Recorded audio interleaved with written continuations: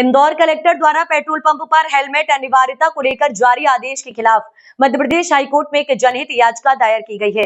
ये याचिका high court bar association के अध्यक्ष एडवोकेट रितेश इनानी के माध्यम से प्रस्तुत की गई है। इसमें विशेष रूप से कलेक्टर द्वारा दिए गए उस निर्देश को चुनौती दी गई है जिसके अंतर्गत 1 अगस्त 2025 से शहर में हेलमेट नहीं पहनने वाले दोपहिया वाहन पालकों को पेट्रोल नहीं देने के आदेश दिए गए हैं। याचिकाकर्ता रितेश इनानी ने अपने तर्क में कहा है कि हेलमेट अनिवार्यता का नियम राजमार्गों या शहर के बाहरी इलाकों में लागू किया जाना उपयुक्त है, जहां वाहन तेज गति से चलते हैं और दुर्घटनाओं की संभावना अधिक होती है। किंतु इंदौर के मध्य क्षेत्रों में जहां ट्रैफिक अधिक होता है और वाहन अक्सर रेंगते हुए चलते हैं, वहां हेलमेट की अनिवार्यता व्यवहारिक नहीं है।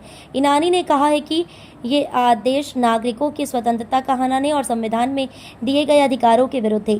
उन्होंने ये भी तर्क रखा कि पेट्रोल पंपों को कानून लागू करने की जिम्मेदारी सौंपना सही नहीं है, क्योंकि ये उनके अधिकार क्षेत्र से बाहर की बात है।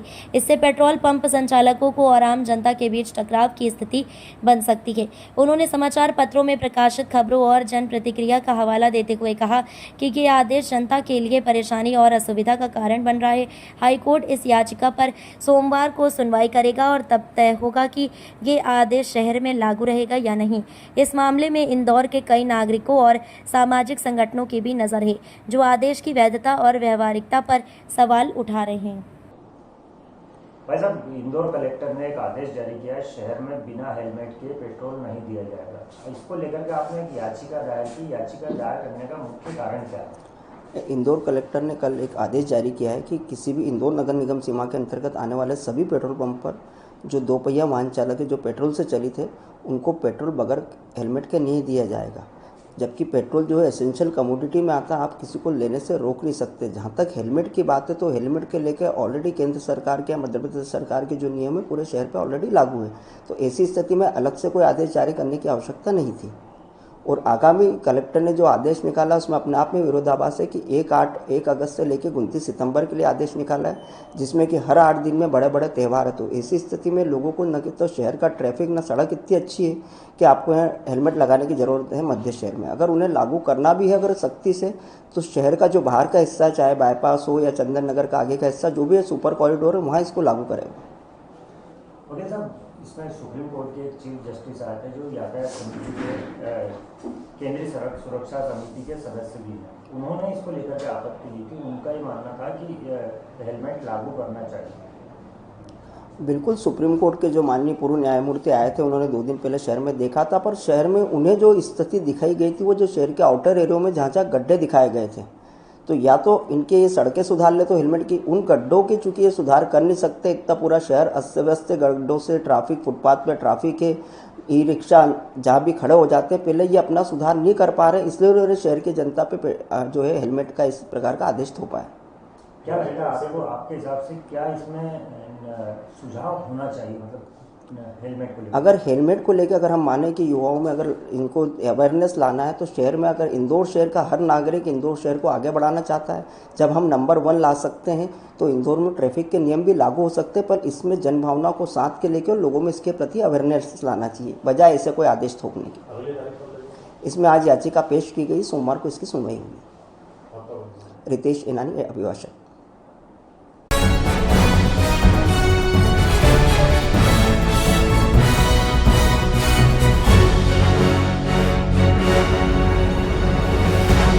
पुलिस मुख्यालय भोपाल मध्य प्रदेश द्वारा दिनांक 15 जुलाई 2025 से 23 जुलाई 2025 तक चलाए जा रहे नशे से दूरी है जरूरी अभियान के अंतर्गत थाना किशनगंज, जिला इंदौर ग्रामीण क्षेत्र में नशा मुक्ति जागरूकता अभियान का आयोजन दिनांक 23 जुलाई 2025 बुधवार को सुशीला देवी बंसल कॉलेज ग्राम उमरिया में आयोजन किया गया। उक्त कार्यक्रम में आईजी जिला इंदौर ग्रामीण श्री अनुराग, डीआईजी जिला इंदौर ग्रामीण निमिष अग्रवाल, पुलिस अधीक्षक जिला इंदौर ग्रामीण श्रीमती यांगचेन डोलकर भुटिया, अतिरिक्त पुलिस अधीक्षक जिला इंदौर ग्रामीण रुपेश कुमार द्विवेदी, थाना प्रभारी बड़गोंदा निरीक्षक प्रकाश वासकेल, थाना प्रभारी मानपुर निरीक्षक लोकेंद्र हिहोर तथा महू अनुविभाग के प्रशासनिक एवं पुलिस अधिकारीगण उपस्थित रहे।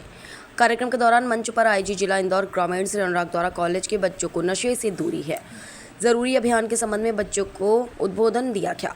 इनके अलावा पुलिस अधीक्षक जिला इंदौर ग्रामीण श्रीमती यांगचेन टोलकर भुटिया द्वारा भी नशे से दूरी है जरूरी अभियान के संबंध में बच्चों को उद्बोधन दिया गया। इस दौरान नशे से दूरी बनाने हेतु कॉलेज के बच्चों ने नुक्कड़ नाटक के माध्यम से समाज में नशे के दुष्परिणाम के बारे में जागरूक किया गया।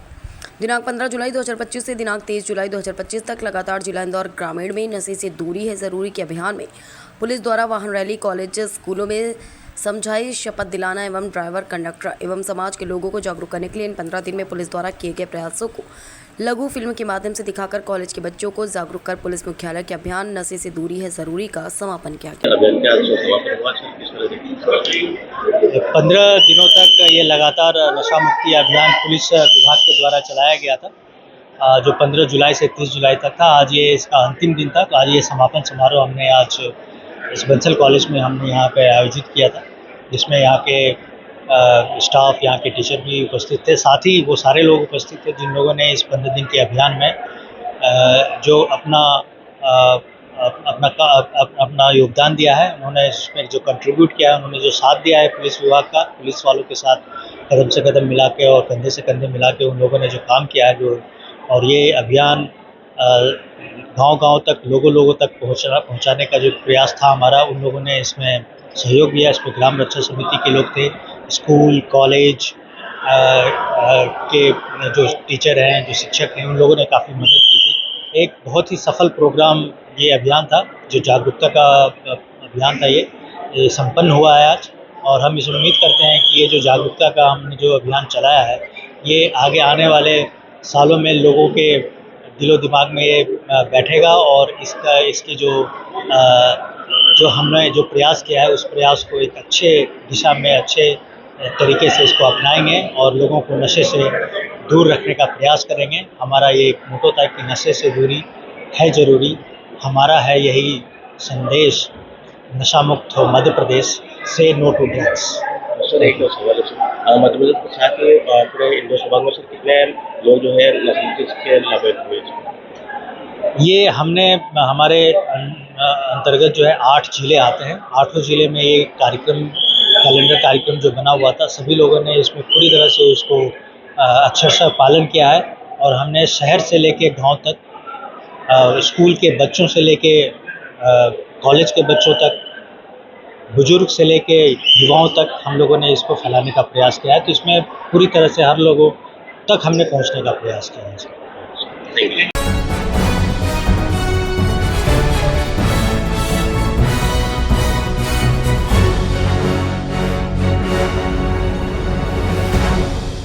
खबर आ रही है मध्य प्रदेश के शाजापुर से। सीएम ने की कलेक्टर रिजू बापना की जमकर तारीफ। शिकायतों के निराकरण में शाजापुर जिला प्रदेश में प्रथम। सीएम हेल्पलाइन में माह जून 2025 में प्राप्त शिकायतों के निराकरण में शाजापुर जिला प्रदेश में प्रथम स्थान पर रहा है। इस पर मुख्यमंत्री डॉक्टर मोहन यादव ने वीडियो कॉन्फ्रेंसिंग के माध्यम से समाधान ऑनलाइन की समीक्षा के दौरान कलेक्टर सुश्री रिजू बापना को बधाई देकर जमकर तारीफ की। कलेक्टर सुश्री रिजू बापना ने इस उपलब्धि के लिए जिले के अधिकारियों और कर्मचारियों की सराहना करते हुए नागरिकों को त्वरित सेवाएं देने की बात कही है। इस दौरान वरिष्ठ पुलिस अधीक्षक यशपाल राजपूत, जिला पंचायत सीईओ संतोष टेगोर, एडीएम बीएस सोलंकी सहित विभिन्न विभागों के अधिकारी शामिल हुए।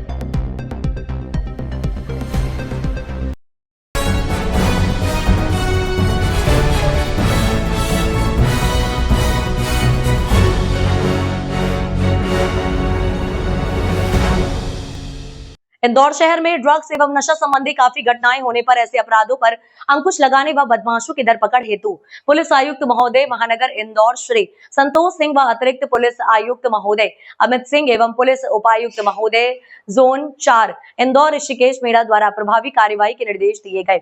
निर्देशों के तारतम्य में अतिरिक्त पुलिस अधीक्षक जोन 4 विशेष अग्रवाल व सहायक पुलिस आयुक्त अनुभाग अन्नपूर्णा श्री शिवेंद्र जोशी के द्वारा थाना प्रभारी द्वारकापुरी सुशील पटेल को निर्देशित किया गया था। इस तारतम्य में थाना प्रभारी निरीक्षक सुशील पटेल के नेतृत्व में एक टीम गठित की गई। उक्त टीम के द्वारा दिनांक 23/7/2025 को थाना द्वारकापुरी पुलिस को अवैध नशा बेचने वाले आरोपी शुभम उर्फ नेपाली पिता सीताराम यादव उम्र 30 वर्ष निवासी 388 श्रद्धा सबूरी कॉलोनी इंदौर जो काफी दिनों से फरार चल रहे आरोपी को सुपर कॉरिडोर से गिरफ्तार किया गया। आरोपी से विस्तृत पूछताछ में बताया गया कि लगभग 1 से 2 वर्ष पूर्व धारा 302 के अपराध में जिला जेल के अंदर हथुनिया राजस्थान निवासी अयूब लाला से संपर्क में आकर उसी दौरान अयूब लाला ने आरोपी को ब्राउन शुगर एमडी ड्रग्स के बारे में जानकारी दी और अच्छा मुनाफा होने का लालच दिया। कुछ समय जेल से बाहर आने के बाद आरोपी ने अयूब लाला से संपर्क कर राजस्थान से ब्राउन शुगर लाकर इंदौर शहर में स्वयं के द्वारा बेचना चालू किया। बाद में अपने अन्य साथी राहुल लोकेश यश व लोकेश सराठे निवासी इंदौर के साथ मिलकर अवैध नशे का व्यापार करने लगा। आरोपी राजस्थान से 2 से 3 हजार रुपए पर ग्राम ब्राउन शुगर खरीदता था। लगभग एक बार में 40 से 50 ग्राम ब्राउन शुगर लेकर आता था एवं इंदौर आकर 1 ग्राम से 15 टोकन बनाता था। एक टोकन को 400 रुपए के हिसाब से अपने साथियों को बल्क में बेचने के लिए देता था। उसके साथ ही इंदौर शहर में उक्त टोकन को 500-600 रुपए में बेचते थे। आरोपी अभी तक लगभग 20-25 बार में लगभग 1 किलोग्राम ब्राउन शुगर इंदौर शहर में खपत कर चुके हैं।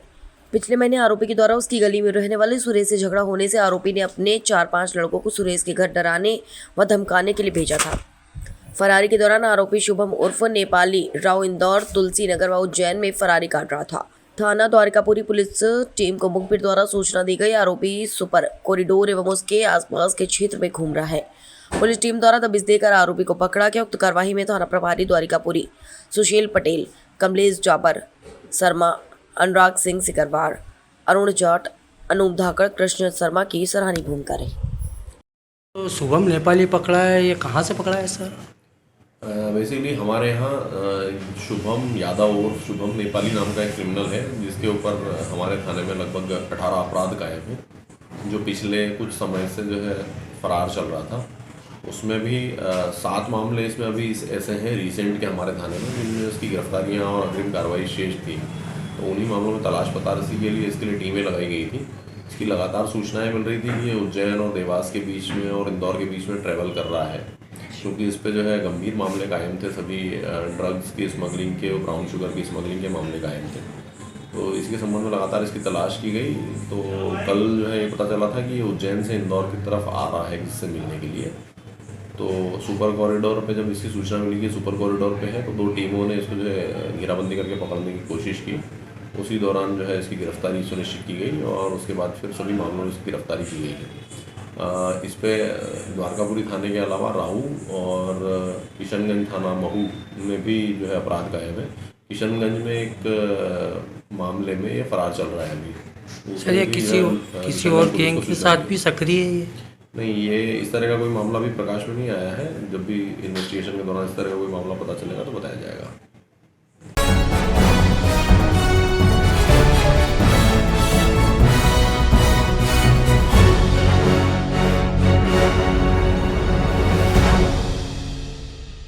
खबर आ रही है मध्य प्रदेश के मंदसौर से।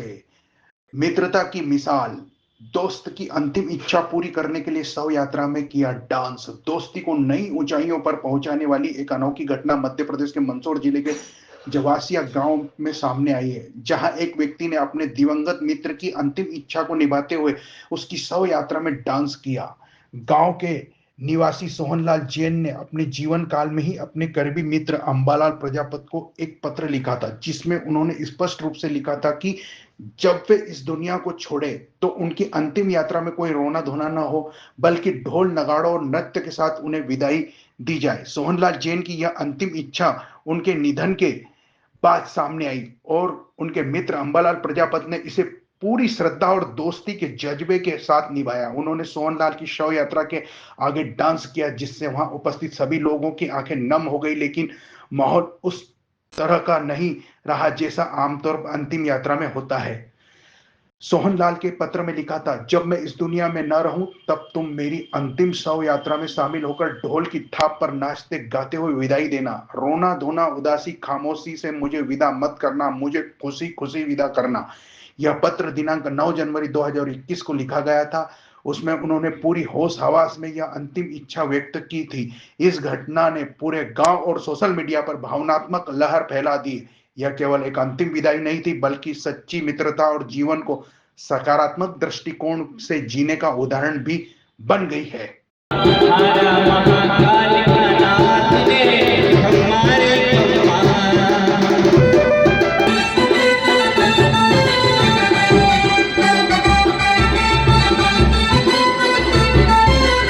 आज हमारे गांव के वरिष्ठ और समाज सेवी आदरणीय सोहनलाल जी जैन साहब का अंतिम संस्कार हुआ। वो कैंसर से पीड़ित थे। उनकी अंतिम इच्छा थी कि जब भी मेरी शव यात्रा निकले उसमें मेरे मित्र शंकरलाल जी पाटीदार साहब और अम्बालाल जी प्रजापति जी दोनों मेरी शव यात्रा के सामने डांस करें। तो आज ऐसा ही दृश्य दिखा गया है और उनका अंतिम जो यात्रा निकली उसमें अम्बालाल जी ने डांस किया। शंकरलाल जी पाटीदार साहब कहीं थे नहीं, उनने कई दिनों पहले से कागज़ में लिख के गए थे वो, और वो 20-25 साल से गांव में रामधुन निकालते थे वो, और रामधुन के मित्र दोनों थे ये। और इनकी इच्छा थी, आज ईश्वर ने उनकी इच्छा पूरी की और ईश्वर ने आज उनको अपने पास बुला लिया। ऐसे समाज सेवी बहुत कम मिलते हैं गांव में। उनने धर्म के प्रचार में भी बहुत हाथ बटाया है। ऐसी दिवंगत आत्मा को भगवान उनको अपनी शरणों में जगा दे। जय हिंद, जय भारत।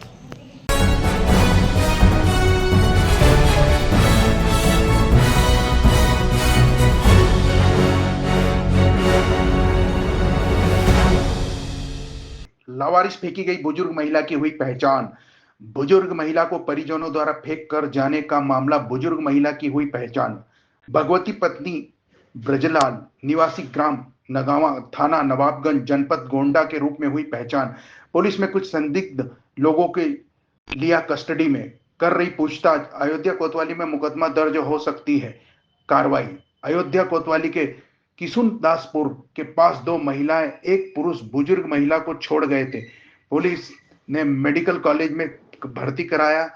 इलाज के दौरान बुजुर्ग महिला की हुई थी मौत। क्षेत्र में 24 जुलाई को पीआरवी के पास एक अज्ञात बुजुर्ग महिला के संबंध में सूचना प्राप्त हुई।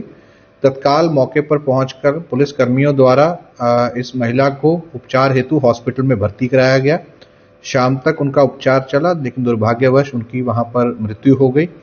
इस घटना के संबंध में जब घटनास्थल का निरीक्षण किया गया तो एक सीसीटीवी की फुटेज सामने आई, जिसमें रात के अंधेरे में एक पुरुष और 2 महिलाएं इस महिला को वहां पर छोड़कर जाते हुए दिख रहे हैं। इस फुटेज के आधार पर और महिला की फोटो के आधार पर सोशल मीडिया के माध्यम से और अन्य माध्यमों के से सब प्रचार प्रसार किया गया। घटनास्थल से लेकर के सभी सीसीटीवीज को बैक ट्रैक किया गया। इसमें कई टीमें गठित की गई। आज इन सभी टीमों को सफलता मिली है। इस महिला की पहचान हो गई है। इनका नाम भगवती है, वाइफ ऑफ ब्रिजपाल, जो कि थाना नवाबगंज गोंडा की रहने वाली हैं। इस संबंध में तहरीर प्राप्त हो गई है, जिसमें मुकदमा पंजीकृत कर लिया गया है। पोस्टमार्टम, पंचायतनामा और अन्य कार्रवाइयां पूर्ण की गई हैं। घटना के संबंध में संदिग्धों को हिरासत में लेकर के पूछताछ की जा रही है। अग्रिम विधिक कार्रवाई प्रचलित है और जो भी इसमें दोषी होगा उसके खिलाफ कठोर कार्रवाई की जाएगी।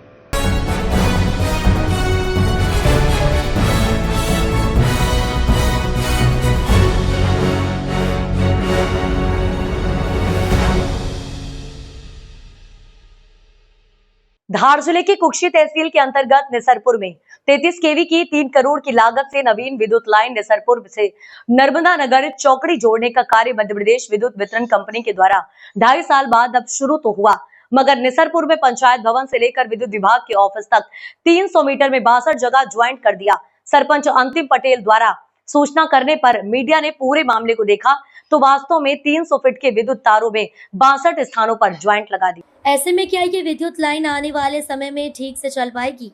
क्या विद्युत संचालन का भार झेल पाएगी?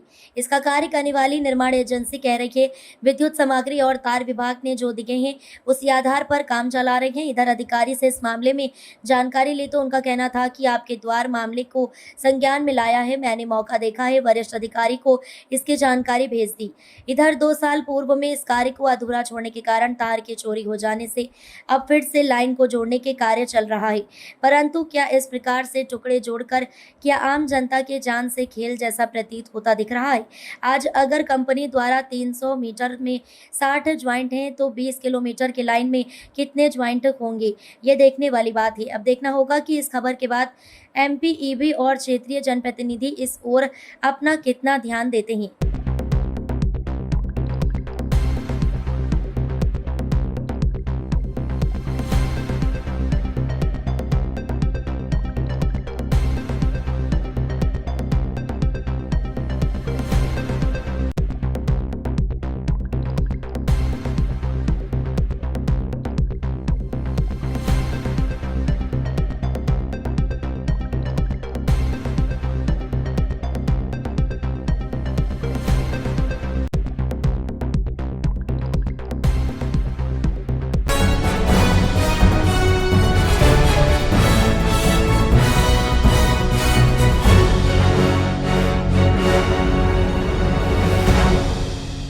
मानवता को झकझोर कर रख देने वाला एक मामला सामने आया है। बीती रात सड़क किनारे एक चाय दुकान के पास लावारिस हालत में मिला नवजात शिशु। स्थानीय लोगों ने समय रहते पहुंचाया अस्पताल। धार जिले के धर्मपुरी क्षेत्र में बीती रात एक दर्दनाक दृश्य सामने आया, जहां पगारा फाटा पर स्थित एक चाय दुकान के बाहर एक नवजात शिशु लावारिस हालत में पड़ा मिला, जिससे क्षेत्र में हड़कंप मच गया। मासूम की रोने की आवाज सुनते ही आसपास के लोगों की नजर पड़ी और तुरंत स्थिति को समझकर मानवीयता दिखाते हुए तत्काल 108 एम्बुलेंस को सूचना दी। एम्बुलेंस की मदद से लावारिस नवजात शिशु को सामुदायिक स्वास्थ्य केंद्र जाया गया, जहां डॉक्टरों ने तुरंत जांच शुरू की। जांच में नवजात शिशु पूरी तरह से स्वस्थ पाया गया और उसे विशेष निगरानी में रखा गया। फिलहाल नवजात शिशु को दूध पिलाया जा रहा है। इधर धर्मपुरी पुलिस ने जांच शुरू की। ये पता लगाने की कोशिश की जा रही है कि आखिर किसने इस मासूम को इस हालत में छोड़ दिया है। इस दर्दनाक दृश्य को लेकर स्थानीय लोगों में भारी आक्रोश है और क्षेत्र में चर्चा का विषय बना हुआ है। क्या नाम है? मुकेश पाल। भाई साहब, मेरी पगारा फाटे पे दुकान है, तो मेरा छोटे वाला भाई, मैं दुकान बंद मंगल करके गया था, तो छोटे वाला भाई दुकान देखने निकला था, तो पड़ोस में चाय की दुकान है तेरी सिंह भाई की, वहाँ पे बच्चे की रोने की आवाज़ आ रही थी। तो भाई वहाँ पे गया तो आसपास कुत्ते बैठे हुए थे और बच्ची बीच में रो रही थी। फिर इसने मुझे फ़ोन लगाया, मैं वहाँ पे गया तो बच्ची की फ़ोटो वगैरह ली। उसके बाद उसको बच्ची को उठा के दूध वगैरह पिलाया और फिर थाने पे फ़ोन लगा के और यहाँ पे अस्पताल, सरकारी अस्पताल लाया। और मेरा तो ये है कि ऐसे मामले अपने धार जिले में और अपने एरिया में बहुत ज़्यादा हो रहे हैं, तो मेरा प्रशासन से निवेदन है, इस पे जो भी ऐसे मामले हो रहे हैं इनकी अच्छी से अच्छी जांच करवाए और सख्त कार्रवाई की जाए उन पे, जिन पे ये दोषी है, जो भी माँ बाप जिनके भी है बच्चे के।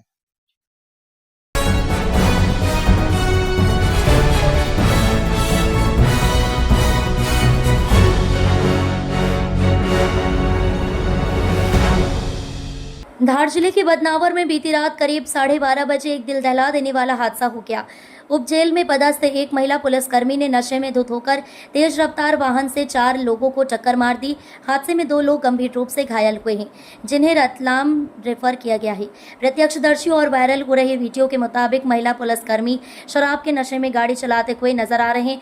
घटना बदनावर के जेल रोड स्थित बकरा बाजार से कब्रिस्तान वाले रास्ते की बताई जा रही है। सबसे हैरानी की बात यह है कि जब प्रदेश में पुलिस खुद नशा मुक्ति अभियान चला रही है, तब उसी विभाग की एक महिला अधिकारी इस तरह की लापरवाही करती दिखाई दे रही है। इस घटना ने पुलिस की कार्य प्रणाली और अभियान की गंभीरता दोनों पर सवाल खड़े कर दिए हैं। इस तरह की क्या क्या कर रहे हो आप? आपने करीबी है वो तो पागल हो क्या? लग रहा है हमें ये सब गाड़ी चला रहा हूँ। चुप मत करे, मत करना, हाथ मत उठाना, देखो हाथ मत उठाना, हो हाथ मत उठाना, कोई भी हाथ मत उठाना किसी को, सब समझा रहा हूँ तुम्हारे को। अरे पुलिस आएगी उसके बाद बात करेगी। इतने नशे मोबाइल ही नहीं संभल रहे। हाँ, आ रहा था, इतने नशे कर रहे हैं मोबाइल तक नहीं संभल रहे। ऐसे कर रहे हो ना? और पुलिस वाले ऐसा करते हैं, लोगों को 5-5 लोगों को मारते हैं क्या? ऐसी गाड़ी चलाते हैं, धीरे नहीं चलती है। उधर मोहल्ले आप ऑलरेडी है ना, घर में बैठ के ड्रिंक करना चाहिए मैडम। पागल हो क्या? हाँ। आप ऑलरेडी चौराहे पे खड़े थे। हाँ, चार तो उड़ा दोगे, तो मतलब चलेगा, उड़ा दोगे उसको। सड़क पे रहना है, पैदल नहीं चल सकता आदमी, खड़ा नहीं रह सकता, उड़ाओगे क्या गाड़ी है तो।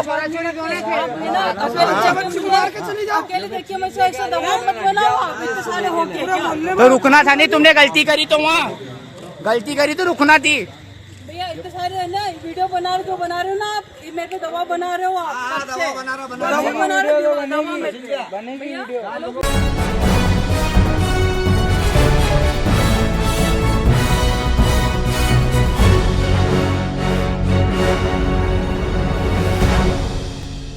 बड़वानी जिले के राजपुर में अभिलाषा वुमेन वेलफेयर सोसाइटी की महिला ग्रुप द्वारा एक सराहनीय पहल का आयोजन किया।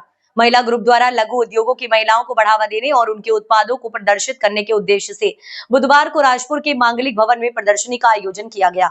इस प्रदर्शनी में विभिन्न लघु उद्योगों से जुड़ी महिलाओं ने अपने उत्पादों को स्टॉल लगाकर प्रदर्शित किया, जिनमें हस्तशिल्प, कपड़े, ज्वेलरी और अन्य उत्पाद शामिल रहे। इस दौरान प्रदर्शनी में आने वाले लोगों ने इन उत्पादों को देखा और खरीदारी भी की। कार्यक्रम का शुभारंभ अभिलाषा वुमेन वेलफेयर सोसाइटी अध्यक्ष शिखा अग्रवाल द्वारा पूजा अर्चना एवं फीता काट कर किया। अभिलाषा वुमेन वेलफेयर सोसाइटी अध्यक्ष शिखा अग्रवाल ने बताया कि लघु उद्योग की महिलाओं को बढ़ावा देने एवं उनका मनोबल बढ़ाने के उद्देश्य से आज महिला ग्रुप द्वारा प्रदर्शनी का आयोजन किया गया। जो महिलाएं लघु उद्योग चलाती हैं, अपने हाथों से अपना रोजगार, अपना घर चला रही हैं, उन महिलाओं को हमने राजपुर में आमंत्रित किया। हमारे आमंत्रण पर महिलाओं ने यहां आकर एक से बढ़कर एक सुंदर सुंदर स्टॉल लगाए। प्रदर्शनी में भाग लेने वाली महिलाओं ने अभिलाषा वुमेन वेलफेयर सोसाइटी की महिला ग्रुप द्वारा की गई पहल की सराहना करते हुए बताया कि यह प्रदर्शनी हमारे लिए एक अच्छा अवसर है, जिससे हम अपने उत्पादों को प्रदर्शित कर सकते हैं और नए लोगों से जुड़ने एवं अपने उत्पादों को बाजार में पहुंचाने का अवसर भी मिलता है। इस मौके पर अभिलाषा वुमेन वेलफेयर सोसाइटी के अध्यक्ष शिखा अग्रवाल, उपाध्यक्ष संगीता मंडलोई, सचिव शीतल पंडित, सह सचिव मीना विश्वकर्मा, कोषाध्यक्ष कमला जमरे, सलाहकार ऋतु गुप्ता, सदस्य रीटा सूर्यवंशी, रीना गुप्ता, गायत्री कर्मा, कविता यादव, सारिका त्रिवेदी सहित बड़ी संख्या में महिलाएं मौजूद रहीं। अभिलाषा के माध्यम से एक दुकानों का आयोजन क्या रहा और क्या रहेगा?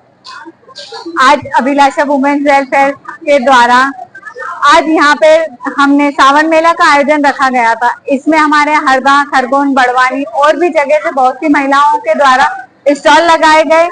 आज इसका हमें बहुत अच्छा परिणाम देखा गया। यहाँ पर आज राजपुर नगर की अधिक से अधिक संख्या में महिलाओं ने आकर यहाँ पर अपना योगदान दिया। सभी ने आकर यहाँ पर स्टॉलों को देखा और अच्छी से शॉपिंग भी करी और इन महिलाओं का प्रोत्साहन भी बढ़ाया। इनको जो आज मनोबल मिला है, आज सबकी ऐसी सुरक्षा है कि हम इसको और लगाएं और अच्छे बड़े पैमाने पे लगाएं। तो आज सभी की इच्छा का मान रखते हुए हम आगे यही जल्द से जल्द कोशिश करेंगे कि इसको बड़े पैमाने पर जल्द से जल्द कार्यक्रम को आयोजित करें। यह उद्देश्य हमारा यह है कि आज जो लघु उद्योग महिलाएं घर में बैठे अपना चला रही हैं, इसकी जानकारी हम सभी को नहीं मिल पा रही है। आज इनको एक मंच मिल रहा है, एक सम्मान मिल रहा है। आज ये महिला आत्मनिर्भर होकर कार्य करे, इनको आज इनके आत्मनिर्भरता का जो सहयोग मिला है, इसके लिए आज इनकी पहचान जो इनको मिली है ना, इसके लिए इनका आज ये मंच दिया गया है। ये कार्यक्रम आज एक ही दिवस का था, जो शाम 5 बजे तक शेष है।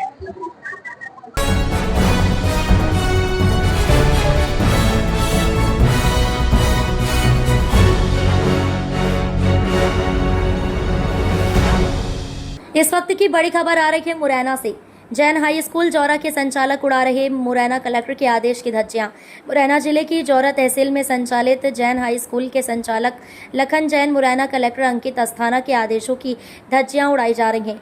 मुरैना जिले में हो रही भारी बारिश को देखते हुए मुरैना कलेक्टर अंकित अस्थाना और जिला शिक्षा अधिकारी द्वारा सभी सरकारी और प्राइवेट स्कूलों का अवकाश घोषित किया गया है। इसके बाद भी ऐसा देखने को मिल रहा है कि जैन हाई स्कूल जौरा के संचालक लखन जैन द्वारा स्कूल संचालित किया जा रहा है और कलेक्टर के आदेशों को चुनौती देते दिख रहे हैं। भारी बारिश के चलते कई स्कूलों की बिल्डिंग और दीवार गिर चुकी है। अगर इस समय कोई हादसा होता है तो ना जाने कितने मासूम बच्चों की जान जा सकती है और उनके जीवन के साथ खिलवाड़ किया जा रहा है। प्राइवेट स्कूल वाले किस प्रकार कलेक्टर के आदेश को नजरअंदाज कर चुनौती देते दिख रहे हैं और मासूम बच्चों के जीवन को जोखिम में डाल रहे हैं। गुप्त सूत्रों से भी जानकारी मिली है दूर दराज के गाँव में भी स्कूलों का संचालन किया जा रहा है। वीडियो में साफ साफ देखा जा रहा है कि जैन हाई स्कूल के संचालक लखन जैन भी बैठे हुए हैं और स्कूल का संचालन किया जा रहा है। प्राइवेट स्कूल जो शासन प्रशासन के नियमों की धज्जियां उड़ाते हैं, जिला प्रशासन को उनकी मान्यता तुरंत रद्द कर देनी चाहिए। वहीं इस मामले में जब अपर कलेक्टर CB प्रसाद मुरैना से बात की गई तो उन्होंने कहा कि इस पर दंडात्मक कार्रवाई की जाएगी और जिला शिक्षा अधिकारी को बोला गया है दंडात्मक कार्रवाई की जाए, क्योंकि प्राइवेट स्कूल वालों ने मुरैना कलेक्टर के आदेशों को अनदेखा किया है। सर, बरसात के दिनों में आदेश निकला है कि जो शासकीय, अर्धशासकीय और अशासकीय स्कूल जो है 30 तारीख को भी निकला था बंद करने के लिए, 31 को भी निकला था, लेकिन कुछ कलेक्टर साहब के आदेश की अवहेलना कर रहे हैं स्कूल वाले। तो ऐसी स्थिति में सर क्या दंडात्मक कार्रवाई होती है और स्कूल वालों को क्या करना चाहिए? ये बिल्कुल आप देख रहे हैं जिले में अतिवृष्टि की स्थिति है। आज के डेट में 100% से अधिक बारिश हो चुकी है, नदी नाले उफान पर है, चंबल का जलस्तर भी बढ़ा हुआ है। इन सब चीज़ों को देखते हुए पालक एवं बच्चों के हित में कलेक्टर महोदय के द्वारा 31 का, 30 का एवं 31 का भी शासकीय और गैर शासकीय स्कूलों में अवकाश किया गया है। मुझे जानकारी मिली है कोई स्कूल है जैन करके जौरा में, जिन्होंने उस आदेश के बाद भी स्कूल खोला है। मेरी जिला शिक्षा अधिकारी से बात हुई है, उनको नोटिस जारी हो रहा है कि क्यों नहीं उनके विरुद्ध दंडात्मक कार्रवाई की जाए। सर, यदि ऐसा करते हैं, अवहेलना करते हैं, तो कौन सी कार्रवाई संचित की जाती है? देखिए, कार्रवाई तरह तरह की है। उसमें एक तो अनुशासनहीनता की आएगी, दूसरा बच्चे की जान को खतरे में डालने की आएगी। तरह तरह की धाराएं हैं, इसलिए अभी पहले उनका जवाब नोटिस के बाद आ जाए तो फिर देखा जाएगा कौन से नियम और कौन से प्रावधान के तहत उनके विरुद्ध कार्रवाई की जाए।